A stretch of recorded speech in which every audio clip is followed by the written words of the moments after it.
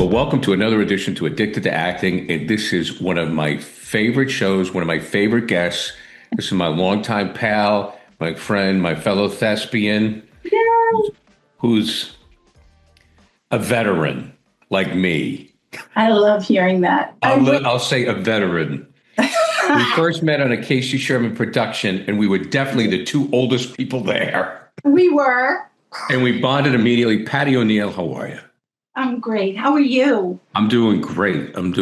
So I gotta tell you, I have to say I was totally starstruck when I met you, and I know you hate that.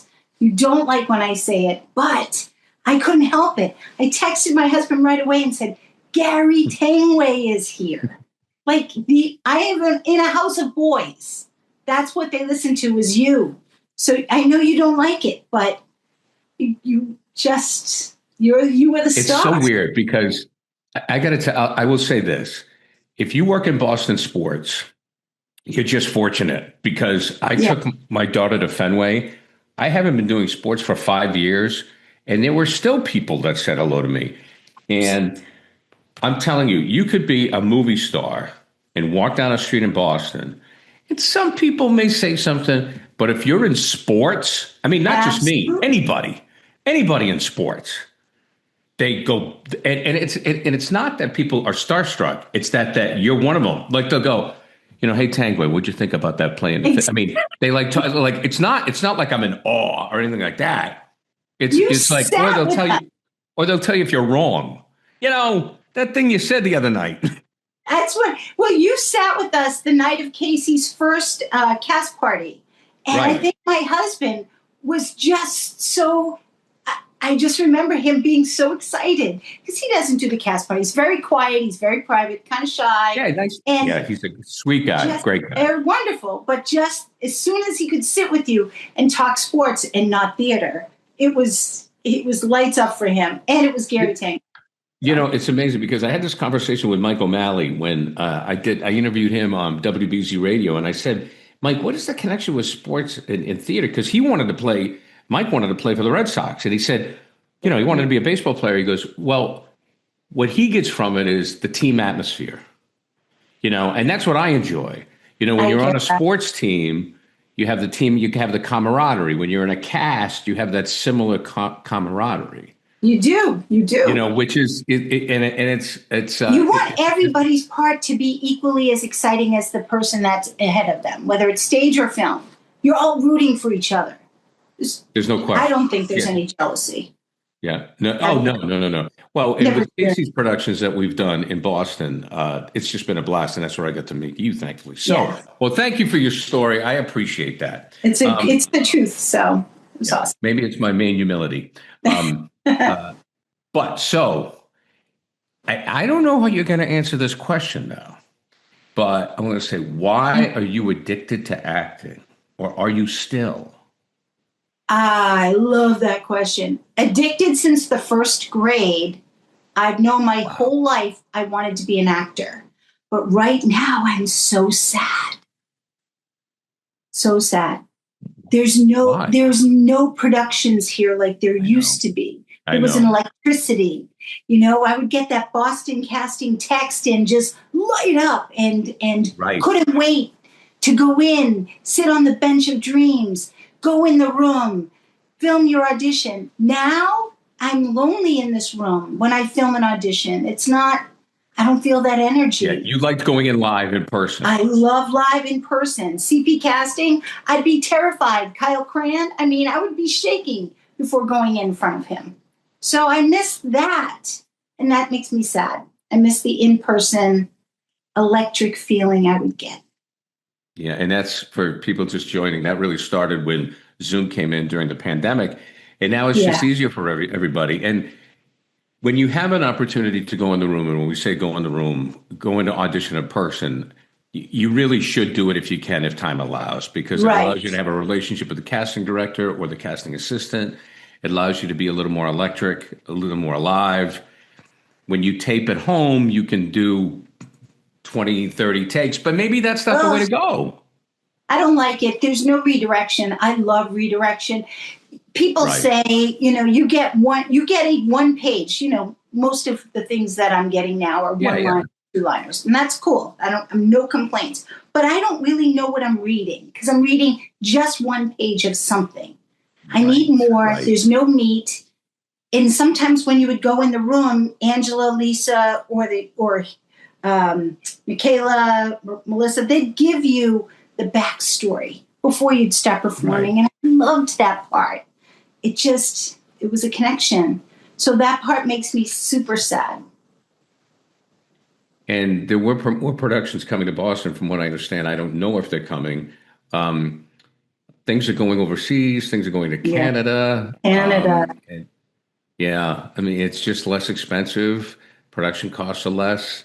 And it's unfortunate, but we still remain addicted to this stupid craft. So why do you love it so much? I love it because it gives me an opportunity to just be something else and find whatever this is inside of me that has to come out, just come out. And it gives me life. And hopefully I give audience life and enjoyment when they watch it. I'm a people pleaser. Well, I love that. Well, you and I are cut from the same cloth because that's why we do it. We want to, like I did it to make my mom laugh, or, make my dad laugh, or just entertain, your family when you're a kid. You said in the first grade, you started to do it because the adults paid attention to you. Absolutely. Loved it. Loved the applause. I'm the middle child of 6 kids. So it was hard to get the attention. And I had 2 very talented older sisters. Back in the day, roller skating was big. It was as big as ice skating. And they were famous. They went around the country and they were roller skaters. And that's where my parents had to pay the attention with, because they would travel with them. And acting was my way to say roller skaters. Did they race? Did they perform? Did they do roller derby? I had a sister who raced, and I had a sister who was a pairs champion in North America. And literally there's a Hall of Fame for roller skating. There was Joy. My sister would go from state to state in competitions. My family would travel and watch her. And that was our life for me growing up until I was about 9 years old. So when you say pairs, you're talking about as if it was ice skating, but it's roller skating. Yes. That's hilarious. I didn't know that. Yeah. Back in the 70s, that was like, I just remember roller derby where they beat the living snot out of each other. Oh, yeah. So my older sister, Kathy, was a speed skater. That's what the term was then. Right. And I remember she did some kind of weird roller derby briefly. She was tough. So you come from a family of performers. I do. So they were performers. And then I had one brother in the family. So there was 5 sisters, 1 brother. So then he would naturally get the attention as the only boy. And then I had 2 younger siblings. The last one is Sandy. She was just adorable. Debbie is the most talented out of all of us. She can sing, dance, act. She still performs. At 55, she's part of a troupe that performs all over in Medford at different theater groups. I believe they're stationed in Medford. And I was just the middle kid looking to get some attention. Okay, do you remember your first audition and your first play? First play was first grade. It was The Cross Princess, and I was the queen. That was my first play. And you know who else was in it? Patrick Languzzi. Oh my! Well, we got to get Patrick on the show. He's definitely on the list. And Patrick is one of our troupe members. He's just an unbelievable friend, fantastic actor. He's writing a wonderful book about his experience beating cancer, which is just the greatest story. I'm just so proud of him. Yep. So, but he was in the Cross Princess with me as well. We went to the same elementary school. Do you remember who he played? I can't remember. I want to say the prince, but I'm not 100% sure. So what did that do for you? I just remember falling in love with acting. And ever since the first grade, honestly, I was always in every play, every production I could be in, from elementary school until through college. Then, you get married and you stop. And then I had a daughter. And so I thought she might want to do acting too. So Madeline, I would bring to auditions as a young girl. She booked her first national spot for Danimals Yogurt, and then booked a couple of other spots, Martha Stewart, and I forget what else. But then American Girl doll came, and she booked Doll of the Year in 2008. And it was a huge, big deal. And I loved it for her. I was all excited until she said to me one day, I don't want to do this. And we were in an office room. She goes, you're only doing this for the money. She was so mad because she just didn't want to do it. I'm like, okay, we're all done. I promise. But no, I'm doing this for me. I'm living my life through you, Kim. Exactly. But I got back into acting that way because when you're on set with your child, they often need a mother. And the director would say, just use the real mom. And I'd be like, awesome. Yeah, just use the real mom. So I got in a couple of gigs. Yeah, I got in that way. I got in the American Girl doll that way. So I played her mom. I always point when I talk to my friends, because we'll talk about it, I go, there's the look at me, look at me, look at me. Yeah, that's not it. Of course, but there's more to it. But I say, no, you're not giving us enough credit. There's more to it than that. Because now if you just want look at me, look at me, look at me, you can go on social media. You can split watermelons with your head. You can run naked down the road and put it on Instagram or whatever. And I mean, you can do to get attention now. It's not hard. Absolutely. But there's something about the psychology of it. And Stella Adler in one of her videos said, it fills your soul. And there's something about it that fills my soul that adds. That's all I can tell you is that getting in a scene and delivering emotion and causing a reaction. Yeah. And that's my need. It fills the need. It's not,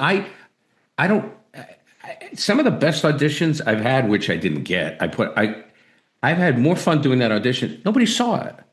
Absolutely. Nobody saw it. Like, have you ever done a piece that nobody saw, but you loved it and it filled the void? Yes. So, yeah. I mean, I'm sure we all have actor friends that we share our auditions with. And I'm going to say 90% of the time I'm a terrible auditioner. I suck at it, always have, and that's it. But when I have a really great audition and I share it with Patrick and I say, oh my God, I don't even care if I get it or not. It felt so good to just do it. It's in front of me and I get to watch it when I'm feeling down and lonely and sad about the craft that I'm not booking anything. I just look at those auditions. I think that's what I did it for. And don't you think we're paying a price to the toll keeper? When you say, look at me, I would never want to be look at me. I want to do it, but I want you, the audience, to get something out of it. If I didn't touch you, I want the audience to come back and say, damn. Because Patty, that's the pleaser in you. See, that's where you want to please the audience. So you get self-satisfaction from the audience saying, good job, you made me laugh, or good job, you made me cry, or good job, you made me interested in the story. That's what fills your psyche. Though. Don't you think that's our job? It is. Yeah. So it's not, but it's not like I want to be famous or look at me or like, I mean, like you just said, it was very kind of you, when you said that, you guys knew me from sports. And people will recognize you. And when I tell people this, they don't believe me. But honest to God, it's nice, but it doesn't matter either way. If, I took my daughter to the Red Sox game the other night, and there were 3 people, of course, they were all over 50, who recognized me. It doesn't matter. It's very nice. It's very nice. Very nice. It's fine. But if they don't, that's fine too. It's not. Yeah. It's when you nail the scene, you feel the emotion, and that electricity where like it's real, and it's well, I was going to say orgasmic. I don't want people to take that. It's orgasmic. It's orgasmic. It is. There was a time I did a scene. I was in Equalizer 2, Denzel Washington. Right. Antoine Fuqua is the director. I was the last person to film that day, a whole bunch of scenes that they were doing with people with 1, 2, or 3 liners. I mean, we'd sat around in the green room for at least 14, 15 hours. I was there with Rob Gronkowski's girlfriend, had a 1-liner in there. She sat with me almost as long as everybody else. We were exhausted. I get on set. Denzel leaves at 8 p.m. I don't know that. I think I'm filming the scene with Denzel. I'm doing it with this double. Like the whole night was just like a real. Right. But at the end of my scene, which is really emotional and I'm crying, it got quiet. And then there was this round of applause. And I will never, for all of me, that was maybe the most touching moment I ever experienced. A round of applause. Antoine Fuqua opens the car. From the crew. He kisses me on the cheek and he just said, that was beautiful. Like, I'm like, and they cut the scene. I'm not even in it. But it didn't matter. It was something, it was surreal. Matter. I floated because it wasn't about me being in the film, the credit, nothing. It was appreciated. Felt so good. But you captured the moment. I captured the moment. Captured the moment. I mean, so what is your acting philosophy? Do you have a method? Do you have a process? I do. I really, I like to study the character. I like to read the character. I like to do the backstory, but I like direction. I like direction from the director. And if I can't get it, I'll imagine where it is, but I'll need things to help me get there, such as, you know, the movie Disney Up, the cartoon Up? Yes. Yeah. Yes. Okay. So if I need to cry, if I need to emote an emotion, right, I imagine the beginning sequence of Up, and I can usually nail tears every time. So I'll actually cut out pictures of those cartoons and put them on my script. You'll see that in what we're doing in August. They'll be up there because it just breaks my heart, that cartoon. And that's how I feel that character. I have to feel it or I just have to really cry. I don't want to fake it. I want to really feel it. Yeah. That's, I mean, I've never told anybody this, but I've sat in a room and made myself cry because that's the job. Yeah. Because that's the job. And I've had to find ways to do it, and different ways to do it. And I've heard different theories. Like one of them is if you find someone you love and you imagine them saying bye bye, walking away. That's one. That one doesn't really work for me. But you have something that works for you that triggers you, that'll get it going. And the tough thing about crying though too is, as all the great actors say, you're supposed to try not to cry, but cry.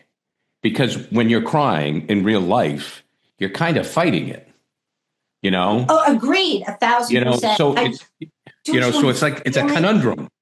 It's a conundrum, but I do want to feel it when I'm acting. So sure. I feel differently. Right. You're right. Because if I was just living life and, I get bad news, I do fight the tears. Like I don't want the kids to see it. I don't want Bob to see, so you go through all that.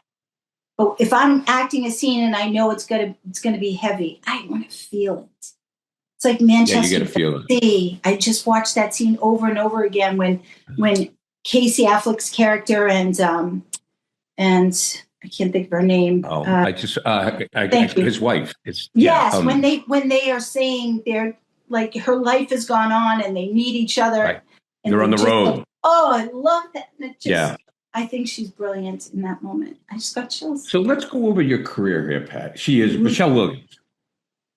Michelle Williams. She is great. Thank you, Michelle Williams. Sorry, Michelle. Yep. Tell us about Stronger, because you had a big role in Stronger. Yeah, that was Tell us about working with Jake Gyllenhaal, what your role was, and.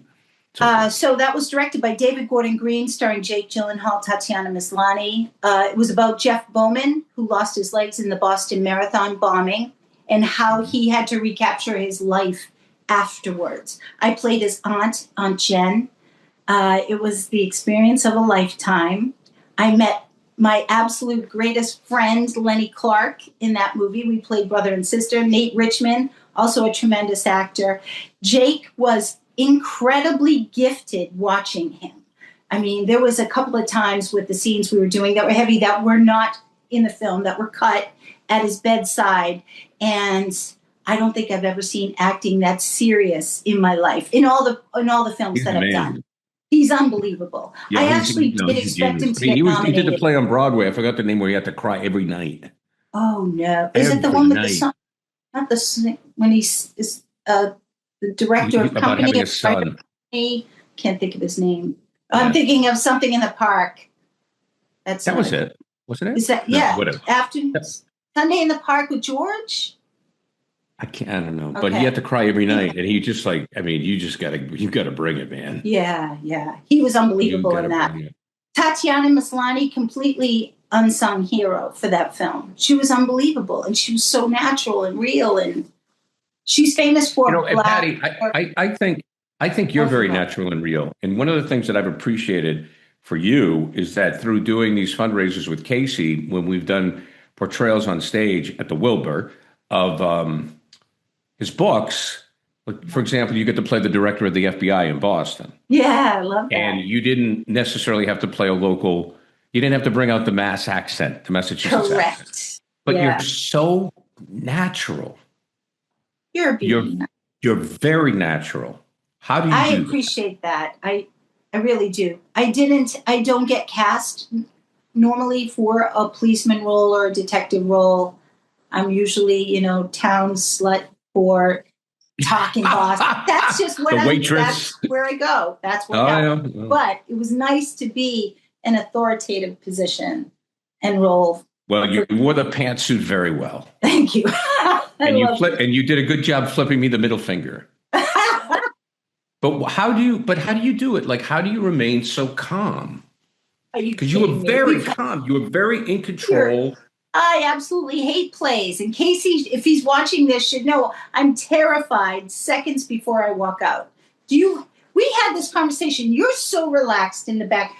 In the wings, you're sitting there. You don't care. You're chatting, you're drinking, you're eating. I'm like, how are you so calm? I'm rereading the script again. Terrified I'll forget something. Well, but here's the thing. We all handle nerves differently. That's how I handle nerves. Really? Because everybody's nervous. To me, if you're not a little nervous, you're in trouble. You gotta have a little edge. Talk to me. Do you agree or disagree? Like you can. No, well, I need when I get nervous, like when I was doing television or I'm doing plays or anything like that. For me to sit in silence is the worst thing in the world for me. It's death, because then my head starts doing, don't fuck up. But if I'm like chatty, and look, if you've done your work, let's be real. Well, and of course, the thing with Casey's thing is everybody's working a day job, everybody's got kids, we're all doing it for free. So this isn't, if you're not getting paid, so it's not a professional job. But so you do the best you can, right? Mm-hmm. But if you're on a professional job, I mean, when you're at set, you got to know those things inside and out. I mean, you got to be ready to go, obviously. Well, okay, so for the chair, you will go on set and talk, or will you be by yourself sitting in your chair waiting? Oh, no, I'll chit-chat with the crew. Oh, no, I'll chit-chat with the crew or extras. Or Tim Robinson. Tim, we talked about the Pistons and the Celtics. And Lake Bell, we talk about kids and stuff. I will tell you this quick story.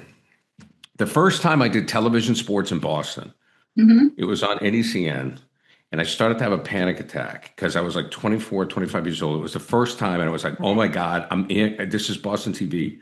And the thing that got me out of it is talking, because when you talk, you have to breathe. And I handle my nerves through speaking. So I have to, if I'm loose and I'm back and I'm like, hey, what's going on? Da, da, da, da, da. And then, but if I'm doing what you're doing, which some other people were doing, I will totally, it'll be a mind fuck.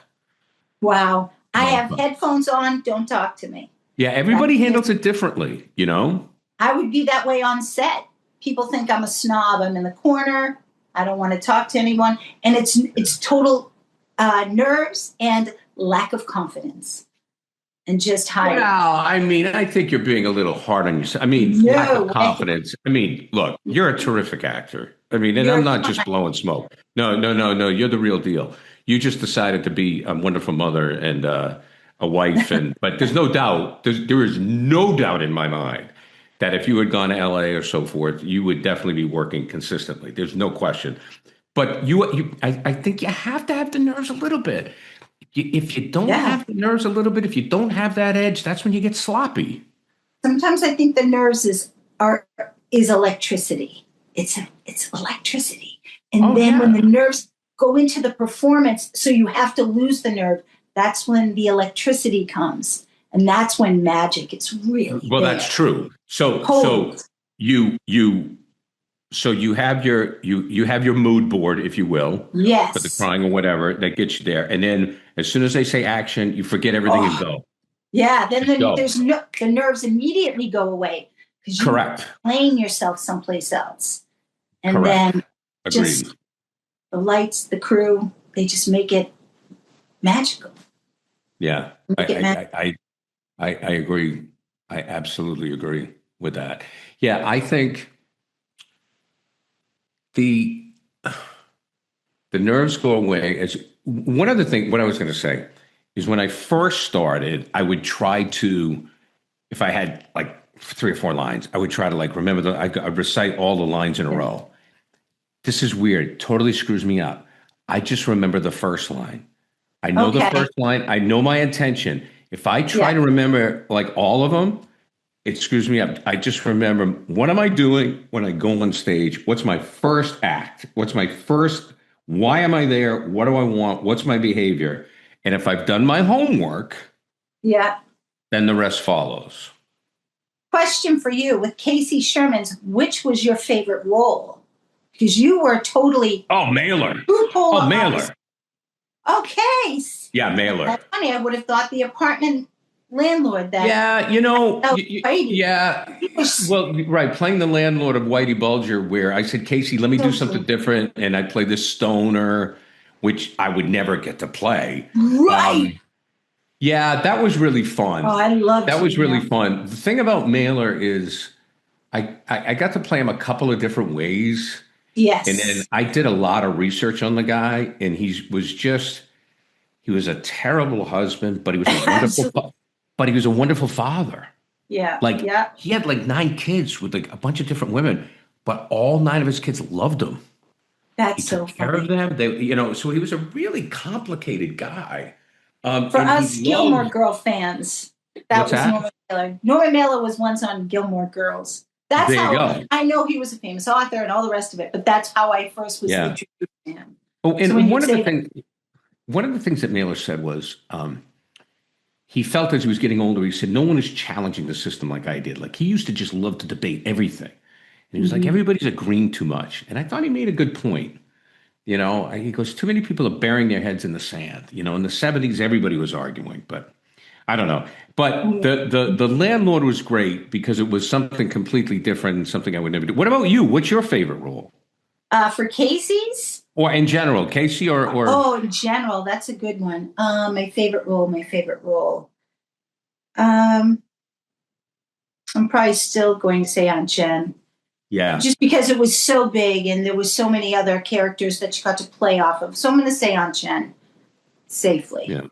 Yeah, that was my favorite. So what about, tell me about Hero. Oh, I always get so embarrassed of this.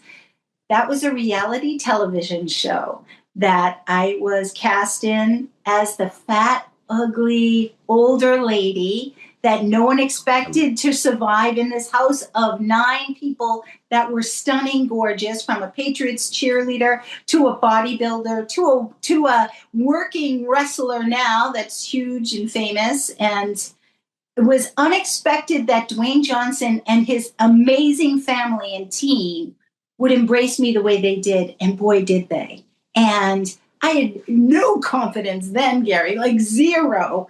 And it's amazing what just a little win will do for you. And every episode, I got another win internally. It had nothing to do with the money. And then at the end, as they voted off cast members and I was the last 2 standing, I just remember looking in the camera at the finale going, this has got to be a joke. Can't be me. And then to win $610,000 in front of your children, in front of Dwayne Johnson, in front of his entourage was just magnetic. And the cast was amazing. They were just brilliant people. It was a role model. I mean, it was the most fun. For your kids, I was so lucky. I was so lucky. But it was Dwayne that he didn't give me the confidence. You do have to find it in yourself, but he gave me an opportunity to find it in myself. And at 46, I think I was 46 then, you don't expect your life to really begin. My life began at 46. I love having my children, but for me, selfishly, career-wise, it began. And that hero show led into just doing background acting, because Boston Casting was actually the company that cast me in The Hero. They were the ones that were sourcing for a regular mom that was unfit and not cool.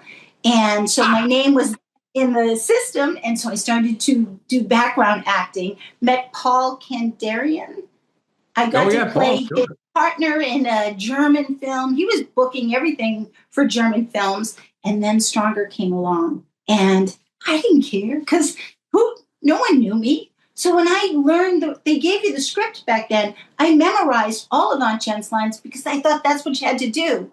So when I did my initial audition, even I knew, I'm like, this was really good.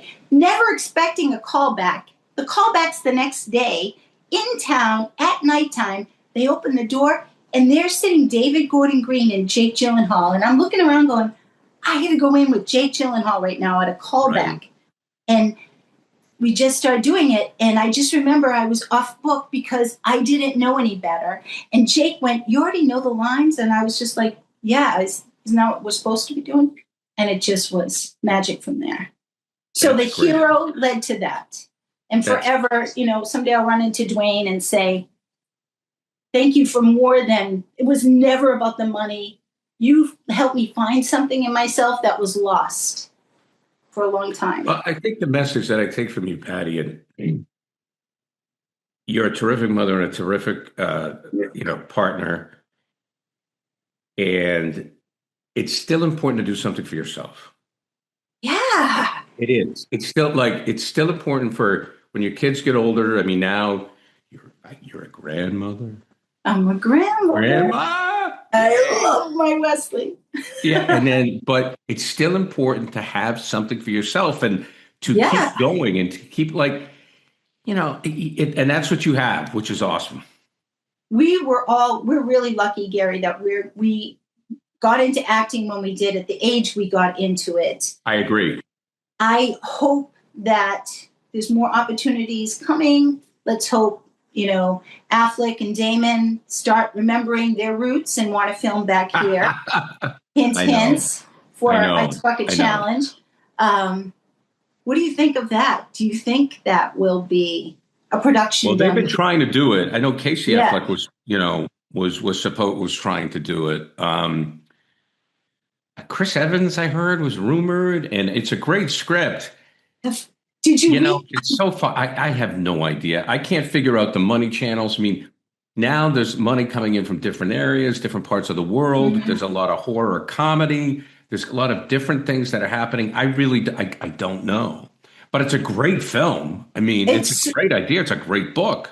It's a great book. It was a fantastic script. I don't know how many times you've read it. I know that you and I are married in this one, which will be fun. I was going to say, yes, dear.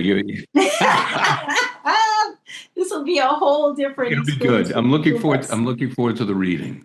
I can't wait for the reading. But see, I'm hoping this comes back here. Well, it has to be shot here. But we say that, but they're shooting half Boston Blue, and Donnie Wahlberg, God bless him, tried.